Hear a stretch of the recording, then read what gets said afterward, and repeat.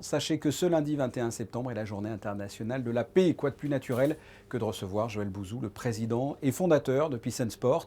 Bonsoir. Bonjour. On connaît bien sûr à Monaco Peace and Sport depuis sa création en 2008. Aujourd'hui, vous êtes là pour nous présenter une nouvelle application que vous venez de lancer, Peace and Sport X My Coach. J'imagine que la date n'a pas été choisie au hasard. Qu'est-ce que cette nouvelle application ? Non, la date n'est pas choisie au hasard puisqu'aujourd'hui c'est la journée mondiale de la paix. Mais en fait, on a accéléré le travail sur cette application justement à cause du Covid. La raison c'est la suivante, on a digitalisé tout le savoir de Peace and Sport accumulé depuis 13 ans sur l'enseignement de la paix à travers le monde par le sport dans le concept des Nations Unies.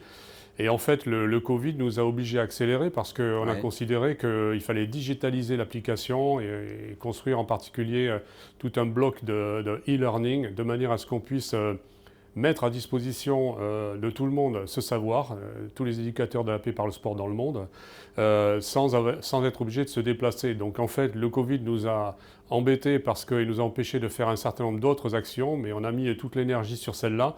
Et aujourd'hui, le jour de la journée mondiale de la paix, eh bien on lance cette application qui va permettre d'arroser absolument tous les endroits du monde et puis de créer à distance des éducateurs de la paix par le sport. C'est destiné à qui? À tout le monde ou aux éducateurs sportifs uniquement? Alors, ce n'est pas des éducateurs sportifs, ce sont des éducateurs de paix. Il y a un changement, je dirais, de paradigme.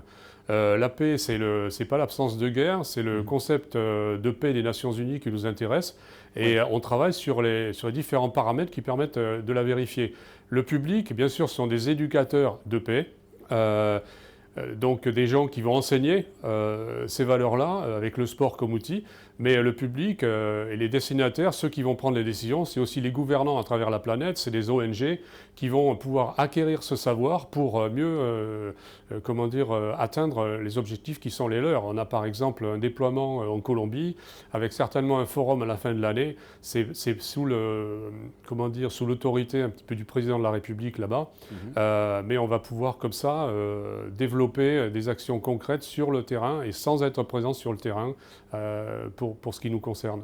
Ça a été compliqué de travailler pendant cette crise?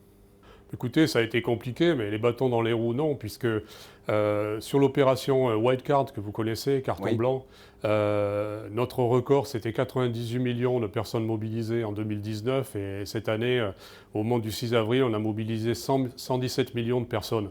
Donc voilà, la paix par le sport, de toute façon, ça avance.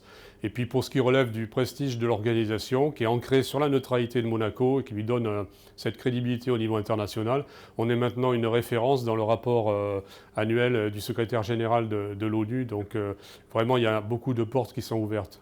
C'est selon vous une utopie ou une réalité que de dire que le sport peut amener la paix? Ça peut vraiment marcher? Il peut y contribuer à partir du moment où on le conçoit comme tel. Le sport, d'abord c'est l'équité, c'est-à-dire l'égalité devant la règle, qui crée de la dignité quand on l'utilise comme ça, même dans les zones d'extrême pauvreté. À partir de là, on a un langage qu'on peut parler, le langage du sport, qui crée du dialogue. Et si on travaille bien, eh bien du dialogue ressort l'acceptation des différences et une stabilisation des communautés. Donc, et ça, on va le mesurer par les mesures d'impact que nous permet l'application. Donc c'est un cercle vertueux qui est en train de se mettre en place, qui va permettre de mobiliser de plus en plus, non seulement d'acteurs de paix par le sport, mais aussi de gouvernants qui reconnaissent dans cette approche de l'efficacité. Je le rappelle, l'appli est disponible sur les tablettes et smartphones. Merci Joël Bouzou. Merci beaucoup. Merci.